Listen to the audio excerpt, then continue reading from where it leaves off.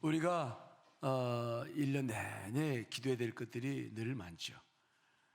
가정을 위해서, 자녀들을 위해서, 생활을 위해서 기도할 것이 많지만 정말 중요한 것은 여러분들의 영혼을 위해서 먼저 기도하셔야 될 줄 믿습니다. 이제는 기도 제목들을 정할 때도 정말 많은 것들을 생각하시고 하셔야 되는데, 오늘 이 에베소서 3장에는 사도 바울이 정말 우리에게 필요한 기도 제목들을 거기에 많이 주고 있어요. 중요한 기도 제목이죠. 16절 보면은 너희 속사람을 능력으로 강건하게 하라. 속사람이 먼저 강건해야 될 줄 믿습니다. 또 17절 보시면 믿음으로 말미암아 그리스도께서 너희 마음에 계시게 하옵시고, 예수 그리스도가 우리 안에 늘 계셔야 된다. 또 세 번째, 너희가 사랑 가운데서 뿌리가 박혀 터가 굳어져야 된다. 그 사랑 가운데서 우리의 신앙이 굳건해져야 된다. 또 지식에 넘치는 그리스도의 사랑을 알아서 그 너비와 길이와 높이와 깊이가 어떠함을 깨달아야 한다. 정말 소중한 내적인 기도의 제목들을 오늘 우리에게 말씀해 주고 있죠. 우리는 기도의 제목들을 새해에 정할 때 무엇을 할 것인가? 때로는 기도 노트도 만들고 신년도부터 기도를 했던 것들을 잊어버리지 말고 내가 뭘 기도할 것인가도 잘 결정하셔야 돼요. 기도가 여러분의 삶의 방향이기 때문입니다. 무슨 말 이해되십니까? 기도와 내 삶이 함께 갑니다. 함께 가야만 됩니다. 기도는 이렇게 해놓고 내 삶은 따로 가면은 이건 전혀 응답이 되지 않죠. 제가 늘 강조하지만 기도는 방향을 제시하는 것입니다. 기도를 하면 산도 따라가줘야 이 삶에 열매가 있어요. 그래서 기도 제목을 신년도에 이제 여러분들 써서 송구영신 예배를 준비하고 성탄 준비하고 있잖아요. 지금서부터 신중하게 고려하셔야 돼요. 정말 무엇을 위해서 할 것인가? 자, 오늘 저는 이 여러 가지 기도 제목 가운데 시간이 없으니까 한 가지, 속사람을 능력으로 강건하게 하옵시며 속사람을 위한 기도를 해야 된다는 거에 대해서 여러분들과 함께 나눠보려고 합니다. 오늘 사도 바울은 뭐라고 말씀합니까? 너희 속사람을 능력으로 강건하게 하라. 내 속사람이 강건해야 합니다. 성경은 우리 인간을 이해할 때 영과 혼과 육으로 이해하는 것도 있지만 사도 바울은 겉사람과 속사람으로도 이해를 해요. 자, 우리 고린도후서 4장 16절 읽어보겠습니다. 시작.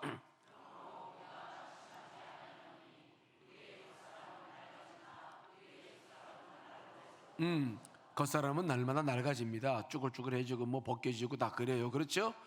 하지만 우리의 속사람은 날마다 새로워야 될 줄 믿습니다. 왜? 속사람이 영원한 생명을 얻고 있으니까요. 영원히 살아야 될 거니까요. 그렇게 속사람과 겉사람을 나누어요. 이때는 겉사람은 뭡니까? 우리 육체를 말하죠. 속사람은 무엇입니까?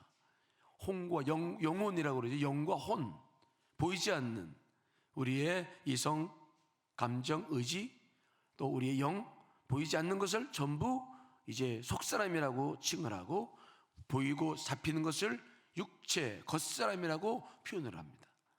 그러니까 우리가 기도해야 될 것은 뭐냐면 우리의 영과 함께 이성과 감성과 지성, 이것을 쉬운 말로 말하면 육체 대신 마음, 이렇게 표현들 해요, 성경은. 그러니까 육체하고 마음, 쉽죠? 그래서 마음을 위한 기도를 더 많이 해야 된다라고 말씀하고 있어요.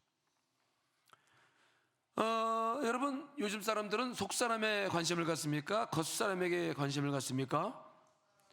네, 겉사람은 닦고 씻고 바르고 찍어 바르고 뭐 옷 입히고 뭐 먹이고 고치고 리브네링하고 막 신경을 많이 쓰잖아요. 속사람은 별로 신경을 쓰지 않아요. 건강이라고 한다면 요즘 사람들도 좋은 거 먹고 건강 보조식품 뭐 별게 다 있더라고요. 좋은 게 많더라고요. 안 좋은 게 없을 정도로 많아요. 그런데 과연 우리 건강을 유지하는 것이 속사람일까요? 겉사람일까요? 예, 의학계 이 책을 읽어보니까 의학계 연구에 따르면 음식과 운동이 우리 건강에 미친 영향은 조사된 바에 의하니까 25%밖에 안 된대요. 건강과 먹는 것이 우리 건강을 위해서 잘 먹어야 된다 막 그러잖아요. 이게 몇 프로의 건강을 차지하냐면 25%. 그럼 75%는 뭐냐? 다 우리 속마음이라는 거예요. 속사람. 그래서 이 속사람이 강건하면 오히려 건강도 잘 치유가 된다는 것이죠. 특별히 의사 선생님들이 하시는 것은 뭐냐면, 우리 몸에 병균이 침입해 올 때 병에 걸리는 것이 아니라, 병균이 침입해 왔을 때 그것을 막는 면역 체계가 저하됐을 때 병에 걸린다는 거예요. 면역 체계가 아주 중요한데, 이것이 건강하면 웬만한 건 다 막아낼 수 있는데 이것이 문제가 되는 거죠. 속이 아주 중요하다. 건강도 속이 중요하다. 만일 이 속이 병이 나면은 우리는 겉의 육체도 면역체가 무너지니까 사실은 역할을 제대로 못하는 것이다. 특별히 속 사람들이 강력하게 영향을 받는 것 세 가지가 있죠. 충격받는 것. 사랑하는 사람들이 갑자기 쓰러지거나 사업이 어떻게 되거나 충격을 받으면 면역력이 약화된다고 그래요. 두 번째로 면역력을 사람의 속 사람의 약화시키는, 면역력 약화시키는 두 번째는 뭐냐면, 읽어보니까 외로움이래요. 뭐라고요? 외로움이 제일 안 좋다는 거야. 함께 살아야 돼. 함께 나눠야 돼. 외로움이 제일 안 좋대요. 그래서 홀로 살아가는 사람들이 면역 체계가 가장 많이 무너진다는 연구 결과가 있더라고요. 그래서 여러분, 혼자 있으면 안 돼. 교회가 그래서 소중한 이유가 있어요. 속회가 왜 소중합니까? 그냥 일하느라고 속회도 안 드리고 그러지 마세요. 정말 영적인 그 속회는 또 다른 가족이라고 늘 우리가 말하잖아요. 그렇죠? 연말에 속회 정말 중요합니다. 거기서 지지받고 거기서 함께 기도하고 속사람이 늘 강건해야 모든 일을 할 수 있죠. 외롭게 살면 안 돼요. 외롭게 살면 안 된다. 세 번째로는 상실감. 갑자기 막 살기가 싫어지고 의미가 상실되어 버리고 허무한 것 같고 뭐 아무 의미가 없는 것 같은 거, 이런 상실감도 몸의 면역력을 아주 급격하게 떨어뜨린다고 그러니까. 속 사람이 75%를 차지한다는 거예요. 건강도 먹고 뭐 옷 입고 하는 것은 25%. 그러니까 정말 중요한 것은 속 사람이에요. 속 사람. 우리가 정말 속 사람을 위해서 기도 많이 해야 됩니다. 특별히 속 사람 중에서도 영이 강건해야 돼요. 영이. 이성들은 늘 왔다 갔다 합니다. 판단력이 상황에 따라서, 감정도 이성에 따라, 생각에 따라서 들쑥날쑥거려요. 의지는 그 뒤를 따라오는 것인데, 영이 강건해야 모든 내 삶을 영으로 이끌고 말씀으로, 기도로 이끌어 나가게 될 줄 믿습니다. 그러므로 우리는 기도할 때마다 이제 2020년도 기도 제목을 여러분들이 딱, 교회 기도 제목도 있습니다. 하지만 여러분들이 개인 기도 제목을 놓을 때 저는 오늘 이 사도 바울의 이 기도 제목이 좀 들어갔으면 좋겠어요. 성령으로 말미암아 능력으로 속사람이 강건해지기를 주님 소원합니다. 그리고 늘 기도하면서 속사람을 보는 거죠. 내 생각은 요즘 어떤가? 감정은 어떤가? 이성은, 영적성은 어떤가? 계속해서 속사람을 여러분들이 강조해 보십시오. 그러면 모든 문제를 이겨나가고 승리로 이끌어 나가게 될 줄 믿습니다. 그러면 이 속사람은 어떻게 강건해지는 것일까? 오늘 본문에 나와 있죠. 에베소서 3장 16절 읽습니다. 시작. 그의 영광의 풍성함을 따라 그의 성령으로 말미암아 너희 속사람을 능력으로 강건하게 하시오며. 그러니까 속사람을 강건케 하는 것은, 힘은 뭐라고요? 성령님이라는 거죠. 내 힘이 아니에요. 내 힘으로는 내가 실망해버리면 좌절해버리죠. 누군가를 잃어버리면 그냥 상실해버려요. 이건 내 힘으로 할 수가 있는 게 아니야. 근데 성령께서 역사하시죠. 성령님이 우리 안에 계시기 때문에 그분이 다 중요해요. 구약에도 보면은 에스겔 골짜기에 보시면은 마른 뼈들이 막 뒹굴고 있잖아요. 에스겔이 그 마른 뼈들을 봤을 때 하나님께서 뭐라고 말씀하십니까? 자, 에스겔 37장 5절 6절 읽어보겠습니다. 시작. 내가 성경기를 너희에게 들어가게 하리니 너희가 살아나리라.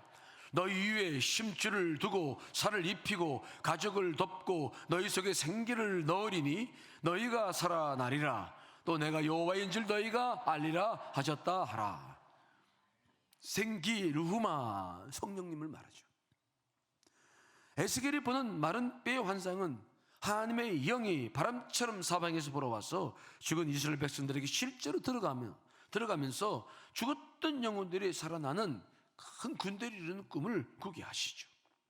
성령님이 우리 안에서 있어야 우리가 강하게 돼요. 내가 잘 먹고 잘 사는 것도 중요합니다. 그렇지만은 늘 우리는 그거 가지고 부족해. 성령님께서 내 안에서 마음껏 나를 주장할 수 있도록 도우셔야 돼요. 우리가 이번 새벽 기도를 통해서 계속해서 강조되는 것이죠. 성령님이 내 안에서 역사할 수 있도록 해야 된다. 그래서 부활하신 예수님께서도 제자들을 처음 만났을 때 처음 만나자마자 뭐라고 말씀하십니까? 자, 20장 요한복음 20장 21절 22절도 읽어보겠습니다. 시작.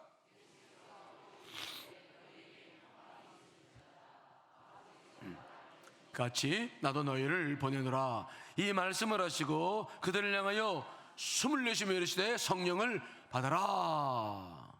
숨을 내셨다. 생기를 내쉬면서 말씀하셨습니다. 성령 받아야 된다. 왜 그렇습니까? 제자들은 너무 연약했잖아요. 가룟 유다는 은 30냥에 팔아서 스스로 목숨을 끊어버리고, 베드로는 주님을 3번 부인하고 도망치고, 다른 제자들도 다 도망쳤어요. 그만큼 연약했습니다. 그 연약한 사람들에게 주의 사명을 맡겨야 되는데 무엇으로 그 일을 감당하겠냐고요. 여러분들의 능력이 아닙니다. 성령의 능력이 있어야 될 줄 믿습니다. 그들이 무엇을 가지고 힘을 얻습니까? 오순절 성령의 다락방의 역사를 통해서 성령을 받고 목숨을 내걸고 죽음을 두려워하지 않고 도전하는 모습들을 우리가 보고 있잖아요. 그러니까 늘 제가 기도 때도 강조하지만 성령님이 우리 안에 계시다는 것을 확실히 믿고 그분과 교제를 시작하고 그분이 마음껏 역사할 수 있는 여러분 되시기를 간절히 축원합니다. 성령님을 기억하세요. 따라합시다. 성령님을 기억하라. 내 안에는 이미 누가 계시다고요? 성령. 그래서 힘들고 어려울 때마다 성령님 참 힘드네요. 대화를 시작해요. 성령님, 제가 지금 졸려요. 왜 이렇게 말씀만 들으면 졸리죠? 대화를 시작해 보세요. 성령님, 제가요, 요즘 이런 누구와 관계 속에서 이렇게 힘드네요. 왜 그렇죠? 대화해 보세요. 처음에는 이게 자기와의 대화 같아. 근데 그 단계를 넘어가면 성령님과의 대화라는 것이 무엇인지를 경험하게 돼요. 어느 순간 갑자기 들리는 음성이 있고요. 어느 순간 갑자기 깨닫는 게 있어요. 이건 내가 아니에요. 절대 아니에요. 그래서 힘들 때마다 주여, 저는 늘 그래요. 내 안에 계신 주님, 왜 이렇게 힘들죠? 내일 우리가 볼 말씀도 계시겠습니다만은, 그래서 성령님과의 관계를 감정에 따라 이제 판단하는 방법이 있는데 내일 새벽에 좀 듣겠습니다만은, 이게 우리는 일상적으로 평온해야 돼요. 주님이 계시고 그분과 함께 하시니까 평온해야 되는데 이게 마치 풍파가 일어나는 것처럼 어렵다. 반드시 문제가 있는 거예요. 그렇기 때문에 우리는 늘 혼자가 아니라는 것을 기억하시고 여러분 안에 내 속사람도 있지만은 성령님이 계시다는 걸 기억하셔서 늘 그분을 의식하셔야 됩니다. 그리고 성령님이 여러분 안에 꼭 함께 머물실 수 있으시기를 간절히 축원합니다. 성령님이 안에서 머무시다 떠난다, 완벽히 떠나진 않으세요. 우리에게 주신 분이기 때문에. 그러나 역사하진 않아요. 안 할 수 있어요. 얼마만큼 성령님이 강하게 역사하느냐에 따라서 우리의 내적 상태가 너무 달라요. 구약에는 십자가에 보혈이 없었기 때문에 성령이 왔다 갔다 완전 떠나버려요. 삼손 같은 경우에 성령이 많으니까 막 주걱표를 가지고 막 그렇게 많은 600명, 1000명 죽여나가는데 그가 기생집에 들락거리고 여인 드릴라의 사랑을 빠지고 이게 뭐 성령 떠나버려요.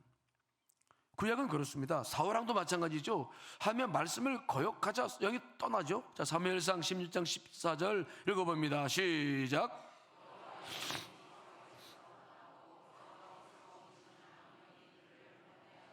그러니까 막 그 사울왕이 처음에 왕으로 되었을 왕의 기름 부음 받았을 때 영이 있어서 그도 막 예언을, 사울도 예언을 하느냐 그러면서 예언대로 하고 영의 능력을 얻었는데 죄를 지니까 떠나버려요. 우리는 완전히 떠나진 않아. 그러나 역사하진 않는다. 이게 굉장히 중요한 개념이에요. 계신 계셔. 그렇지만은 우리가 죄를 짓고 자아가 커지면 역사하지 않아. 그러면 여전히 비슷한 상황이 생기는 거예요. 성령님의 도움을 못 받아요. 이게 두려운 겁니다. 이게 무서운 거예요. 그래서 다윗도 그 우리아의 자기 부하 우리아를 죽이고 우리아의 아내 바세바를 취했잖아요. 그래 놓고서 회개도 않고 살다가 1년쯤 지난 다음에 나단 선지자를 보내가지고 막 통일 자복시켰죠. 그 시편이 51편의 기록을 되고 있잖아요. 근데 이 다윗은 너무 지혜로운 게 놀라운 사람이죠. 이 성령님에 대해서 너무 이 사람은 잘 알고 있어요. 그래서 그가 마지막 간구 회개하면서도 뭐만을 기도합니까? 성령님만큼 내게서. 이게 굉장한 기도 제목이에요. 속사람에 대한 기도, 참 놀라운 기도예요. 자, 시편 51편 10절 11절 확인해 봅니다. 읽습니다. 시작. 정직한 영을 새롭게 하소서. 나를 주 앞에서 쫓아내지 마시며 주의 성령을 내게서 거두지 말라. 놀라운 일이에요. 어떻게 구약의 사람이 이런 것을 알고 주님과 깊은 대화를 하고 교제를 했던 사람이니까 자기 안에 자기 말고 성령이 있다는 것을, 성령의 기름 부음을, 물론 그가 기름 부음을 받았지만은 이것을 놓치지 않는 거예요. 여러분들 안에 성령님이 계심을 놓치지 않으시길 간절히 축원합니다. 그분이 나를 강력하게 하실 수 있는 힘을 주시는 분이에요.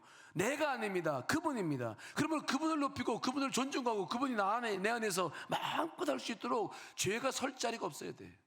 죄가 졌다 싶으면, 양심의 가책이 영적으로 느껴지면 바로 뭐라고 늘 강조합니까? 뭐합니까? 회개해야 돼요. 바로바로 회개하셔야 돼요. 벌써 침 한 번 딱 뱉고 운전하다가 딱 문 열고 침 뱉었어. 어제도 내 차 앞에서 어떤 친구가 이렇게도 침을 탁 뱉고 가더라고요. 난 우리 교인이 아닐까봐 굉장히 두려워요. 난 그런 분들 보면은 혹 우리 교인일까? 아니더라고요. 우리 교인이 그럴 일이 없지. 근데 우리는 그렇게 작은 것만을 해도 마음이 떨려요. 성령님이 계신 분들, 그래서 십자가의 보혈로 우리 양심이 깨끗해졌어요. 크리스찬들에게 제가 늘 양심 강조하죠. 영양기관이죠. 그래서 이걸 굉장히 소중히 여기셔야 돼요. 이것이 무너지는 것이 바로 길가와 같은 밭이 되는 거예요. 이거 무너지면 안 돼. 그래서 예민하기 때문에 그 속에서 금방금방 반응해요. 그렇다고 거기 빠지면 안 돼요. 바로 용서하고 회개를 구하고 빠져나와서 다시 강건해야지. 늘 죄인처럼 이러면 안 되죠. 사탄의 틈을 타죠. 우린 죄인 아니에요. 죄인 아닙니다. 죄를 짓지만 의인이에요. 믿으십니까? 죄를 짓지만 의인이야. 왜? 십자가의 보혈로 내가 죄 시험 받지, 내가 내 행위로 죄를 시험 받았다면 내가 구원받지도 못해요.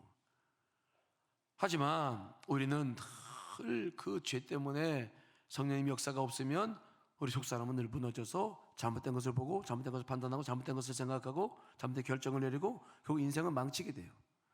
그래서 우리는 속사람이 강건해지기 위해서 간절히 기도하셔야 된다. 오늘 사도 바울은 에베소 교회에게 그렇게 기도를 하고 있는 것을 우리가 보고 있죠. 따라합니다. 성령으로 말미암아 너희 속사람을 능력으로 강건하게 하시오며.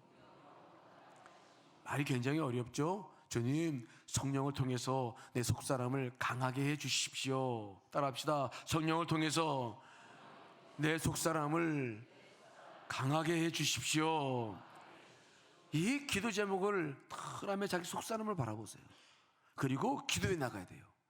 여러분들 새해는 이 에베소 3장 14절 19절 이제 더 읽어보시면 기도 제목이 두세 가지 더 있어요. 그걸 붙잡고 기도하는 것도 좋지만 첫 번째는 하여튼 속사람이 강건해야 된다. 겉사람이 아니라 속사람이 강건해야 된다. 여러분, 기도 제목 안에 이 말씀을 넣고 오늘도 기도로 승리해 나가시기를 간절히 축원합니다.